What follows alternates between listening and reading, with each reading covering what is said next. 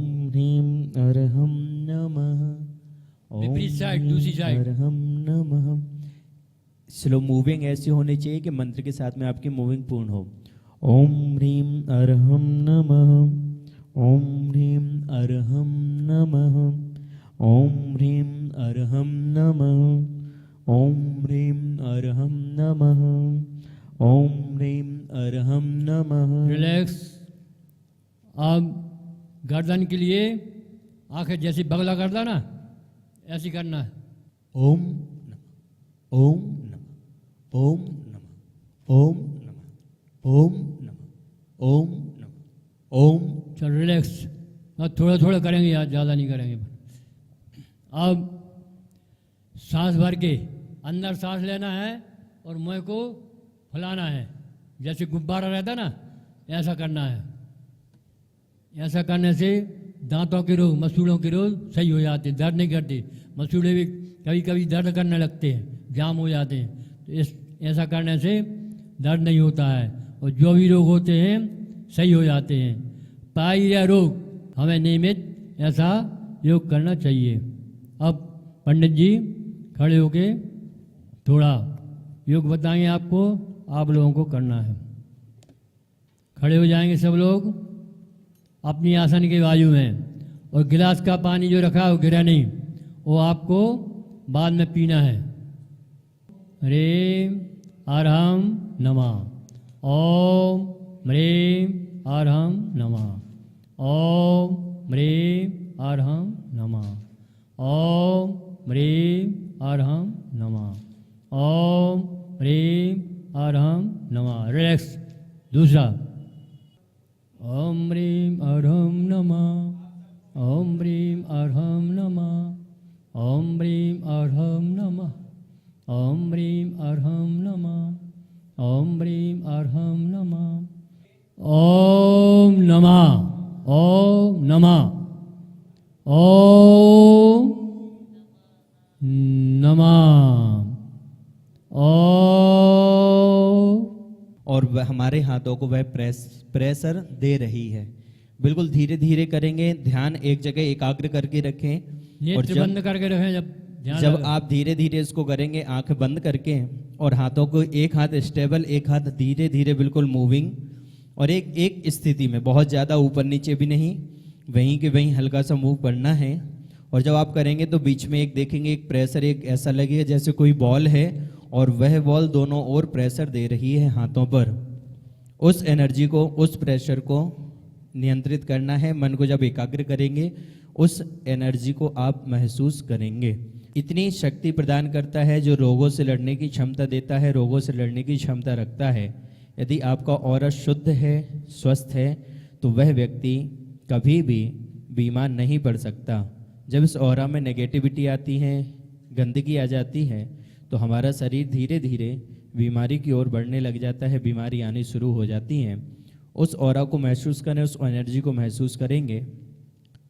चलिए, जब जो बनने ऑरा इकट्ठा हो गया है, नेत्र ओपन करें। उसके लिए अपन पहले सिर पे करेंगे हाथ थोड़ा दूर करके, और जो ऊर्जा, खराब ऊर्जा है उसको बाहर करना है और अच्छी ऊर्जा ग्रहण करना है। जैसे किसी वस्तु की डस्टिंग करते हैं ना, वैसे अपने शरीर की, अपनी बॉडी की डस्टिंग करनी है। बट एक बात ध्यान रखें कि डस्टिंग करते समय आपके जो हाथ हैं वो आपके शरीर पर टच नहीं होना चाहिए। बाहर कर देना है, जो आए बाहर, उसके बाजू में, दूसरी के ऊपर नहीं करना है, बाजू में करना है।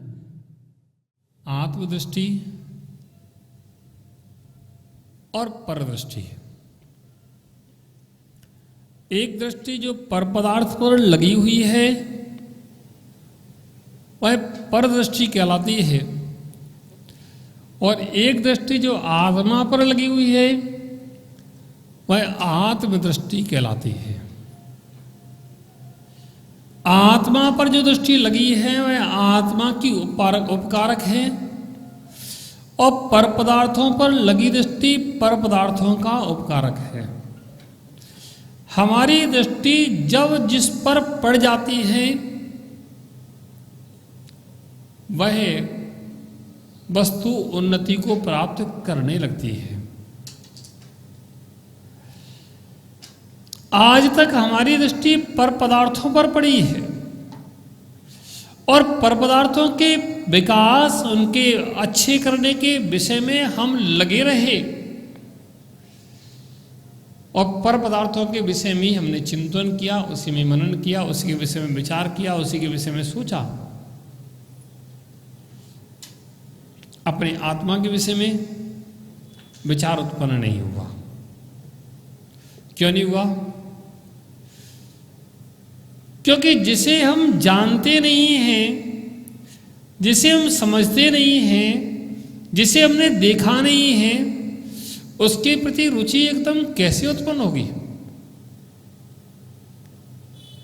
भले ही वह पदार्थ कितने ही मेरे नजदीक हो, लेकिन जब तक जानते नहीं है तब तक वह रुचि उत्पन्न नहीं होती।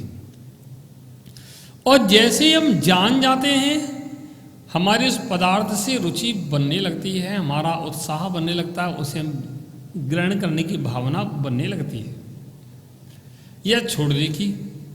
अच्छी है तो ग्रहण करने की, बुरी है तो छोड़ने की। तो हमारा आत्मद्रव कैसा है, इस विषय का पहले मुझे ज्ञान होना चाहिए। पर पदार्थ कैसे हैं, इस विषय का पहले मुझे ज्ञान होना चाहिए और सच्चा ज्ञान होना चाहिए। जब सच्चा ज्ञान होता है तो फिर हमारे लिए बहुत आसान हो जाता है सबको जानना, समझना और छोड़ना। बिन जाने ते दोष गुणन को कैसे तजिए गई, बिना जाने दोषों को, गुणों को कैसे त्यागा जाए और कैसे ग्रहण किया जाए।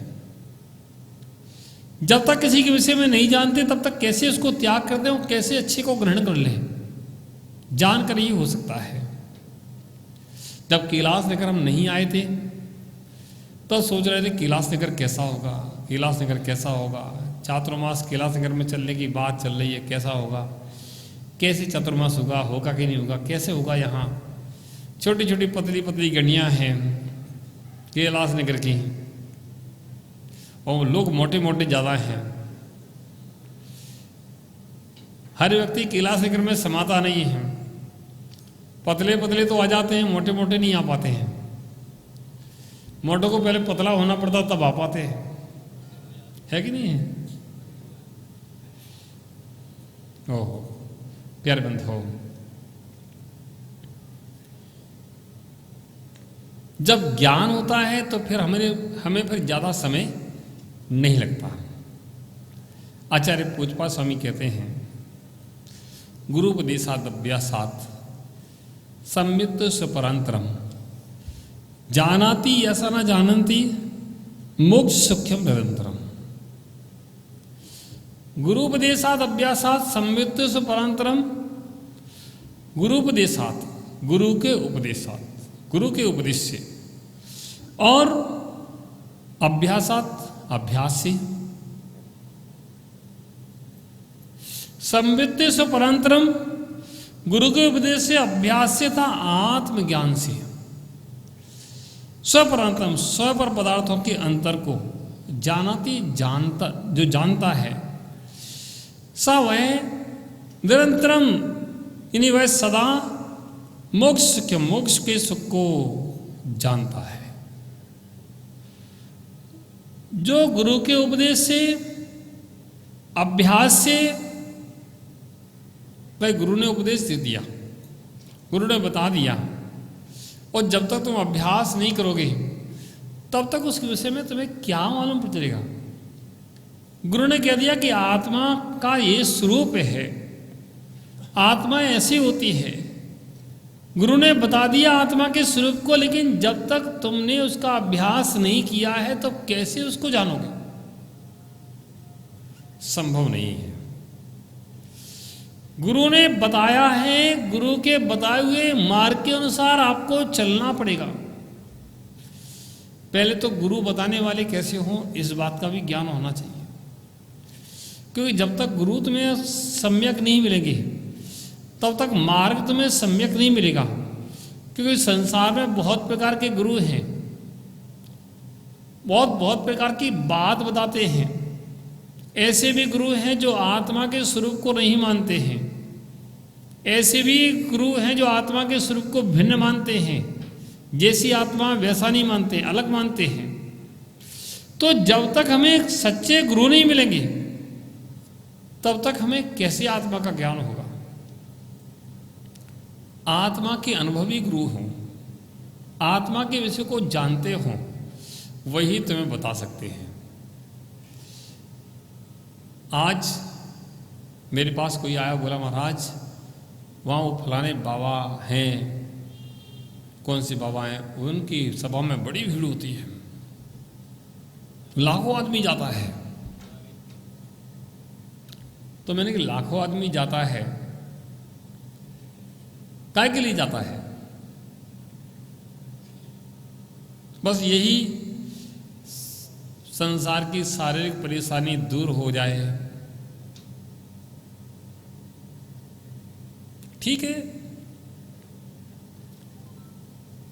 मानसिक टेंशन रहता है, शारीरिक परेशानी रहती है, और भी व्याधियां लगी हैं, अभी आत्मा के स्वरूप का ज्ञान नहीं किया।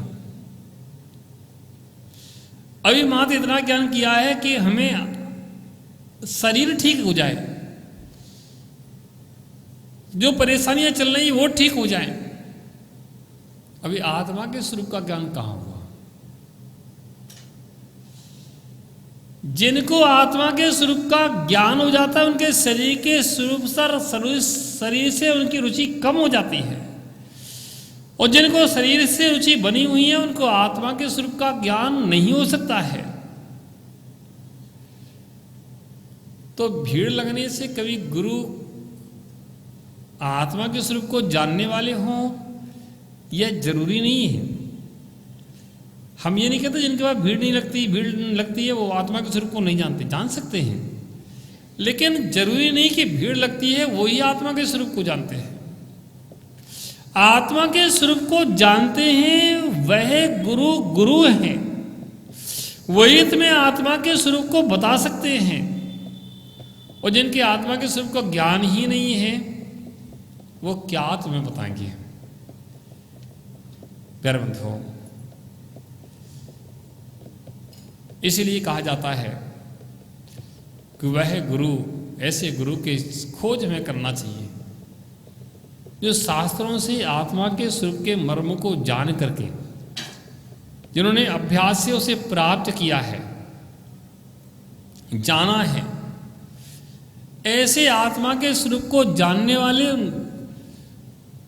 गुरु को, गुरु से फिर आत्मा के स्वरूप को जानकर फिर उसका अभ्यास करना चाहिए। और अभ्यास कैसे करोगे?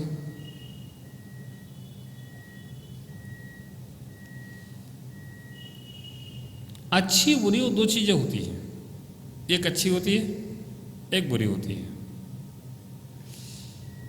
जब हम आत्मा के स्वरूप को जानेंगे तो आत्मा के तरफ देखने का प्रयास करेंगे तो उसमें दिखेगा तुम्हें कि इसमें अब कमी क्या है। हमें बताया गया कि आत्मा का स्वरूप ये है, लेकिन तुम्हें वह आत्मा वैसी नजर नहीं आ रही है, इसका मतलब है कुछ ना कुछ उसमें कमी है। और जब हमें आत्मा के स्वरूप का ज्ञान होगा तो कमियां भी दिखने लगेगी कि इसमें कौन सी कमी है।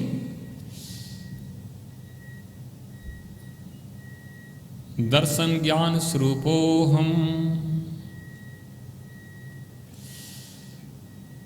दर्शन ज्ञान स्वरूपो हम,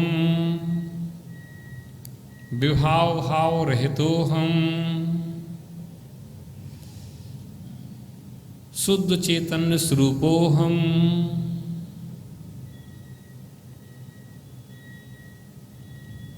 और भी अनेक सूत्र दिए। अब जो सूत्र तुम्हें दिए गए हैं, जो सूत्र तुमने जाने हैं, पढ़े हैं, सुने हैं, अब उन सूत्रों के अनुसार आत्मा के स्वरूप को जब हम देखने का प्रयास करते हैं, अनंत ज्ञान स्वरूपो हम, मेरी आत्मा तो अनंत ज्ञान स्वरूप है, अनंत दर्शन स्वरूपो हम, अनंत दर्शन स्वरूप है। भेद ज्ञान रहे तो हम अभेद स्वरूपो हम, अभेद स्वरूप है, कोई भेद नहीं है। इतना जानने के बाद उनका चिंतन जब करेंगे तो हमें समझ में आएगा कि आत्मा ऐसी है और हम आत्मा के ऊपर जो कालिक लगी है, जैसे दर्पण में, क्या नाम भाई तुम्हारा? नितिन। दर्पण देखा? दर्पण में धूल लगी हो, धूल काली काली पूरी, पुराना रखा हुआ दर्पण है और बारीक धूल छपी उस पर। उस दर्पण में चेहरा देखोगे तो कैसा दिखेगा? दिखेगा नहीं, धुंधला दिखेगा। दर्पण में चेहरा दिखता है कि नहीं दिखता है? फिर तुम्हें क्यों नहीं दिख रहा है? धूल जमी है। ओहो, दर्पण में चेहरा देखा जा रहा है लेकिन नहीं दिख रहा है, क्यों? उसमें धूल जमी है। तुमने पास से कपड़ा उठाया और पोंछा, पुरानी धूल थी, थोड़ी थोड़ी साफ हुई, तो अब देखा तो थोड़ा थोड़ा चेहरा दिखा। अब आपने क्या कि पानी में थोड़ा गीला किया कपड़ा, फिर उसको साफ किया, फिर थोड़ा साफ हुआ, तब थोड़ा सा और चेहरा दिखा। और आपने कहा ये तो बहुत धूल टाइट है। आपने लिया पाउडर और पाउडर लगाया उस पर और 5 मिनट उसको छोड़ दिया पाउडर लगा करके, और लगाने के बाद फिर आपने साफ किया। अब दर्पण एकदम चमक गया।